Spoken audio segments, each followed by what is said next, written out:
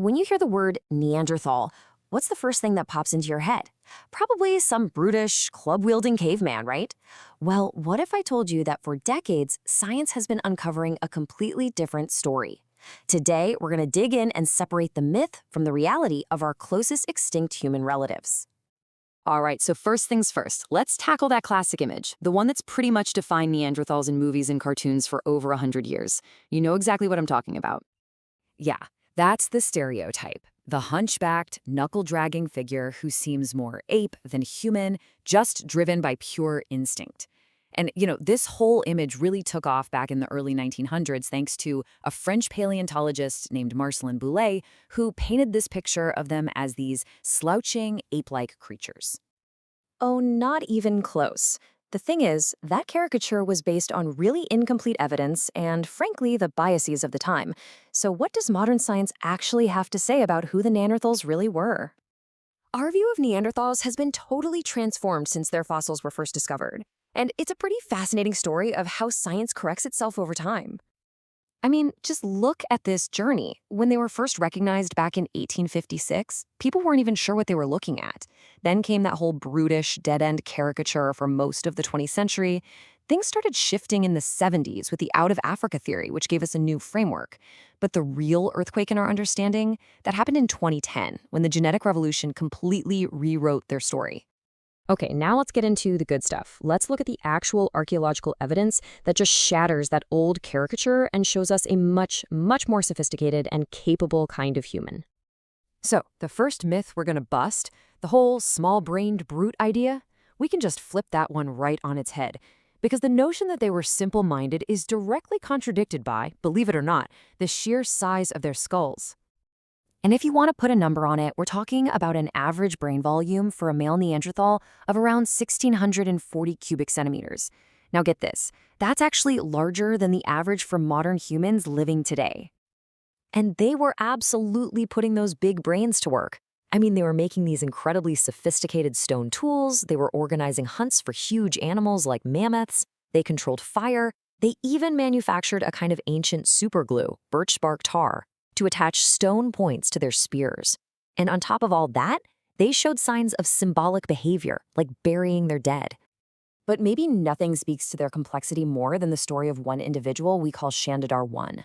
This guy survived for years with just devastating injuries. We're talking an amputated arm, vision problems, hearing loss.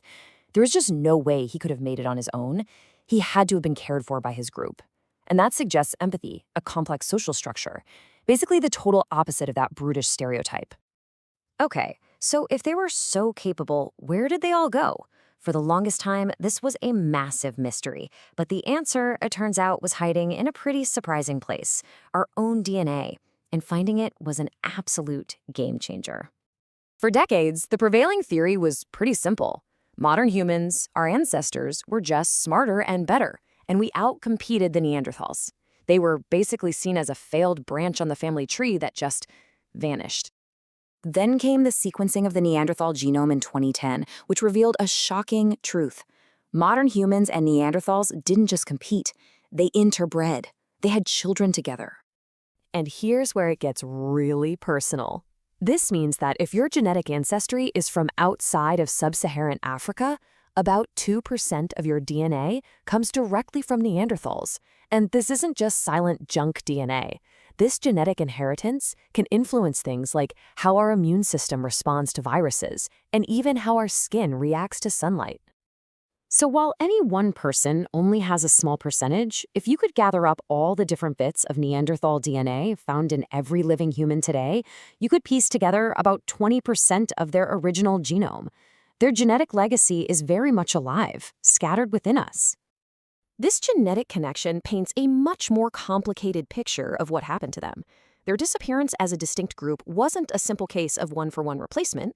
It was way messier than that. Really, their so-called extinction was probably a perfect storm of factors. Yes, competition with larger groups of modern humans was part of it, but so was assimilation. Their genes were literally absorbed into our expanding gene pool. And on top of all that, they were facing immense environmental stress from a crazy, volatile climate, which their small populations just struggled to endure. So, when you put all this new evidence together, From their complex behavior to their genetic survival within us, it leaves us with one profound final question about how we even define our own humanity. The story of the Neanderthals really forces us to reconsider the lines we draw. They weren't the dim-witted brutes of caricature. They were intelligent, adaptable, social survivors. And because they live on in the DNA of billions of people walking the earth today, their story is, in a very real sense, our story too.